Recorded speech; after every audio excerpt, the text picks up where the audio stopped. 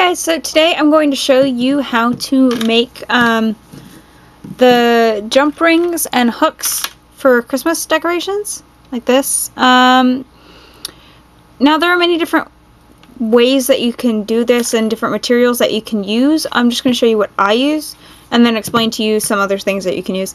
This is just some wire that I have that my boyfriend gave me. If you wanted to, you could use like the wire out of old spiral notebooks or coat hangers, which are kind of really thick, so I really wouldn't recommend that, but that's something. So like, basically any wire that you have you can use for it. I know Walmart sells some colored wire for like $1 and you get an okay amount of that, or you can go to any craft store and pick up some wire.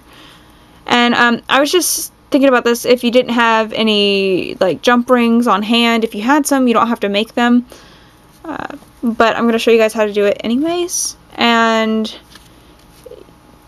you can also get the hooks from Christmas Ornaments if you had any extra or something.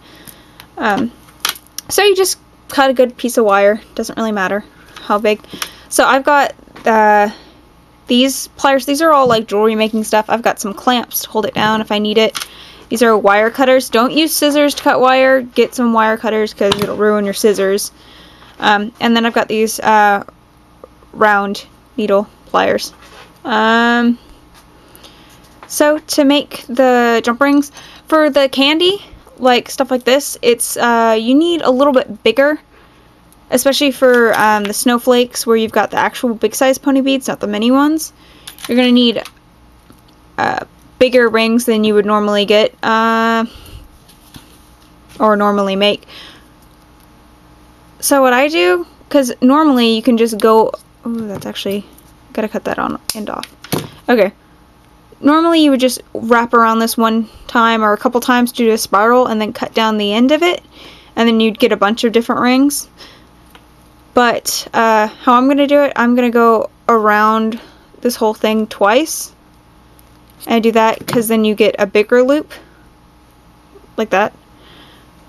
And then you cut off the end. Okay, so now you're going to take your pliers once you have your loop. This is open right now.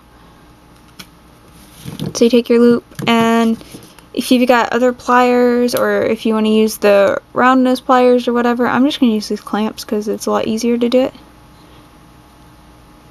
And you grab both sides, and then you work it back and forth till it gets close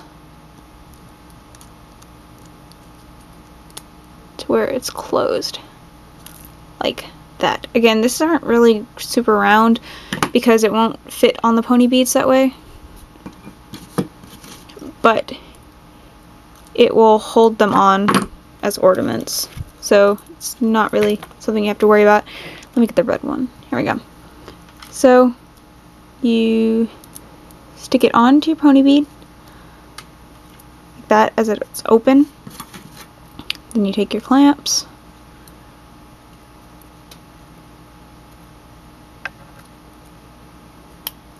work back and forth till they're closed. There we go. Fix that. There we go. So you've got a closed ring now. And then how you're going to do the hook, you take your excess,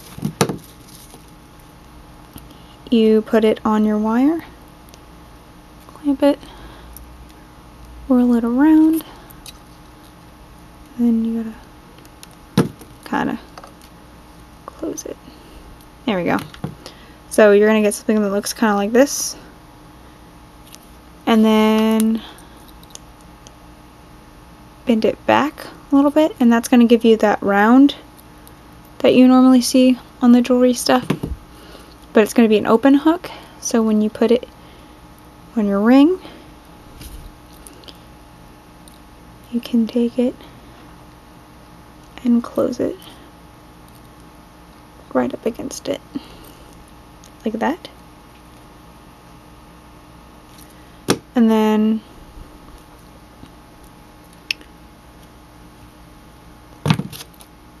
just grab it, bend your wire over,